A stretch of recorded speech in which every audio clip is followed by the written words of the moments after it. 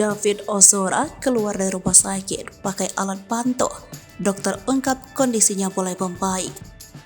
Usai dirawat selama 53 hari di rumah sakit, akhirnya David Ozora jalani perawatan di rumah home caring mulai hari ini, Minggu 16 April 2023. Korban penganiayaan meridani itu tampak keluar dari ruangan ICU yang berjalan di lorong rumah sakit memakai alat bantu. David tampak menghampiri awak media dan sesekali melambaikan tangan sebelum dirinya berangkat menuju kediamannya.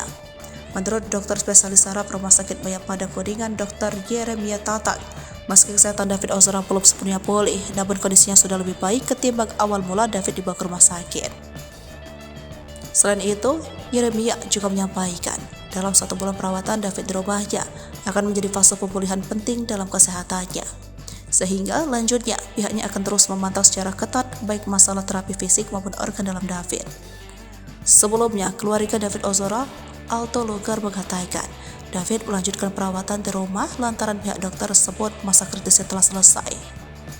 Kendati demikian, Alto menuturkan bahwa saat ini kondisi David Ozora masuk memerlukan terapi kognitif dan motorik untuk 6 bulan ke depan. Selain itu, meski David dipulangkan dari rumah sakit, namun perawatannya akan sama seperti ICU, yakni melakukan okupasi, terapi, fisio, dan lain-lain. Lebih lanjut, Alto Luger menambahkan David saat ini masih membutuhkan penanganan tingkat tinggi sehingga siapapun belum bisa bebas untuk berkunjung.